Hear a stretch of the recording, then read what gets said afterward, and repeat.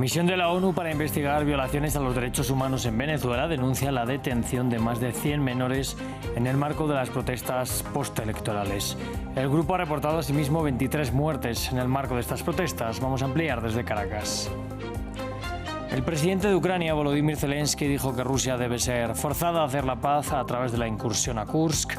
Kiev afirma que controla 1.000 kilómetros cuadrados de la región rusa, mientras Moscú denuncia un intento de desestabilizar el país. Y Grecia enfrenta su peor incendio en lo que va de año. Cientos de personas huyen de las afueras de Atenas, mientras más de 600 bomberos y 35 aviones realizan trabajos de extinción. Bienvenidos a un nuevo informativo de France 24. Mi nombre es Rodrigo Sedano. Es un placer estar con ustedes. Vamos a comenzar en Venezuela. La misión de determinación de los hechos de la ONU exigió el fin de la represión a las protestas en rechazo a los resultados de las elecciones presidenciales del domingo 28 de julio, que según el Consejo Nacional Electoral, cercano al oficialismo, dieron por vencedor a Nicolás Maduro, mientras que la oposición dice tener actas que prueban que su candidato Edmundo González Urrutia fue el vencedor. Vamos a ir hasta Caracas con nuestra corresponsal Daniela Zambrano. Daniela, ¿qué señala en concreto este informe de la misión internacional de la ONU? Hola, ¿qué tal? Este informe manifiesta preocupación por violaciones a los derechos humanos que se han registrado en las últimas semanas e instan al Ejecutivo no solo a cesar la represión, sino a investigar estas detenciones y los fallecidos durante las protestas, que según el informe se registran 23, la mayoría por armas de fuego, entre el 28 de julio y el 8 de agosto, y determinar si los cuerpos de seguridad del Estado y grupos paramilitares pro gobierno estarían implicados y, en caso de estar implicados, tomar las medidas y los correctivos necesarios. Le preocupa a la misión de determinación de hechos de Venezuela de la Organización de Naciones Unidas el clima de miedo y de terror que se ha sembrado en la población, sobre todo con las detenciones arbitrarias. Más de 1.200 registra la misión de la Organización de Naciones Unidas, basada en cifras de organizaciones no gubernamentales venezolanas, pero que según el Foro Penal Venezolano en las últimas horas se ha actualizado y van más de 1.300.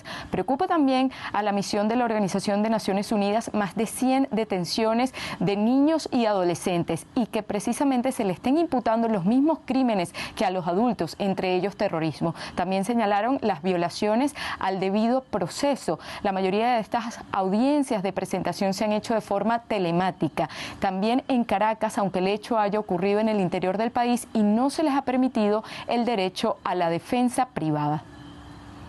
Bueno, Daniela, y entre tanto la Fiscalía de Venezuela ha entregado también un balance sobre estas protestas. ¿Qué es lo que han dicho ellos?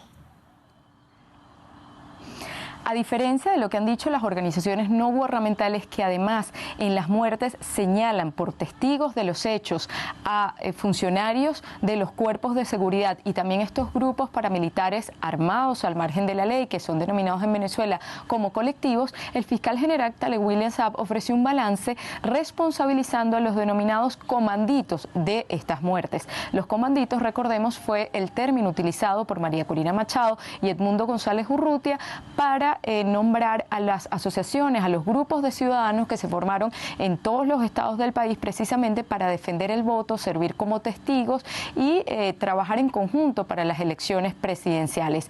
Ha dicho el fiscal que tiene videos para probar que estas muertes fueron de parte de estos grupos de la oposición, muy diferente a los testimonios recogidos por las organizaciones no gubernamentales que señalan, como lo decíamos, a los cuerpos de seguridad del Estado y también a los grupos armados al margen de la ley de estos fallecimientos.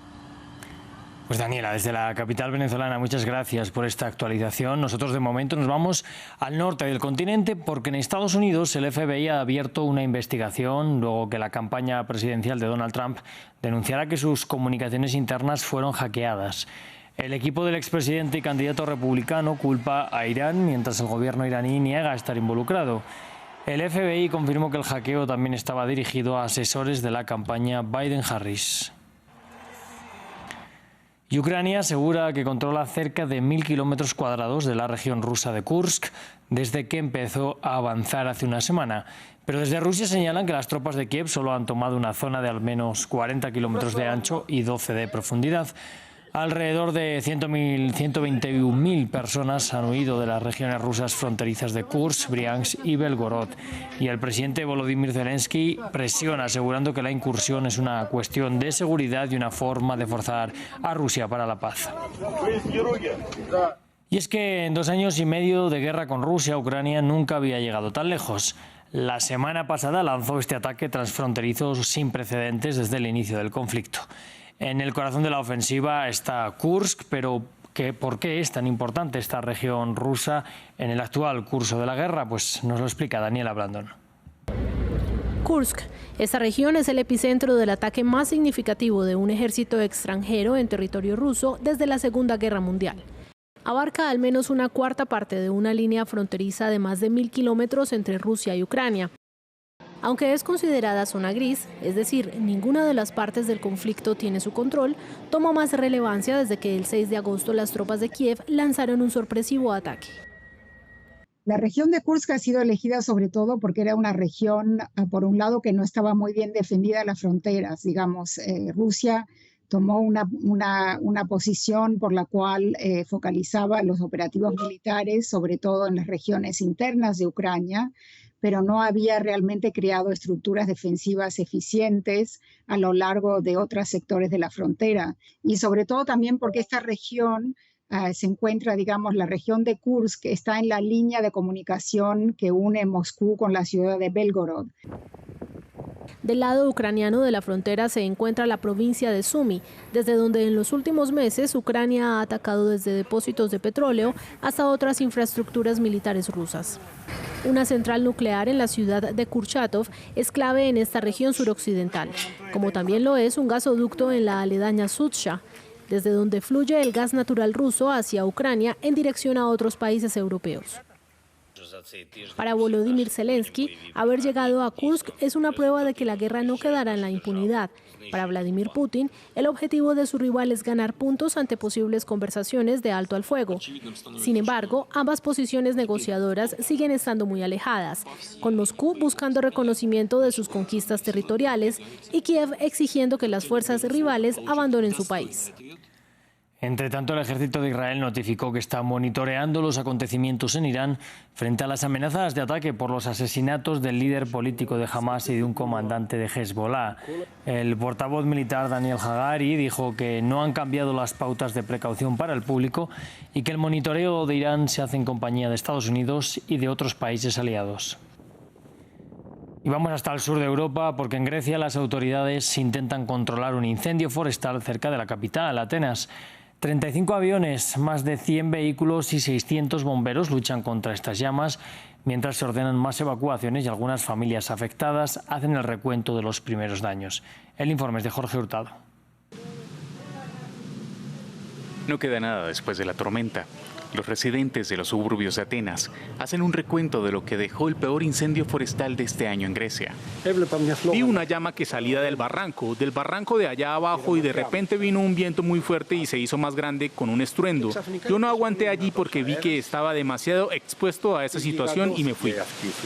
La mayoría recibió una orden de evacuación en la madrugada de lunes, pero muchos se resistieron a salir por temor a perderlo todo. A la medianoche recibimos el mensaje del servicio de emergencia. 3 o 4 policías vinieron a decirnos que nos fuéramos. Sabíamos que si nos íbamos nadie defendería nuestra casa. Estuve construyendo esto durante 30 años y ¡boom!, desaparece. Las llamas, que amenazan escuelas y edificios residenciales, penetraron a lo más profundo de la capital en más de 2 décadas. Más de 600 bomberos, decenas de voluntarios, sumado a aviones y helicópteros, luchan contra los cerca de 40 focos de incendios que han sido declarados durante el fin de semana. La temporada seca más fuerte y ráfagas de viento de hasta 90 kilómetros por hora avivan el peligro, sumado a que junio y julio fueron los meses más calurosos registrados en Grecia. Y con el calor en Europa ha aumentado también la actividad del artista callejero Banksy, y es que este lunes ha aparecido su 8ª obra en fechas recientes. Lo ha hecho de nuevo en una calle de Londres, del área de Charlton. Allí ha pintado un rinoceronte en un muro detrás de un automóvil y un contenedor, jugando con la ilusión óptica en la que el animal aplasta la parte posterior del coche. De nuevo, una publicación sin texto en su cuenta de Instagram ha dado lugar a especulaciones sobre el significado de la obra. Con estas imágenes nos despedimos. Les invitamos a que sigan con nosotros en France 24.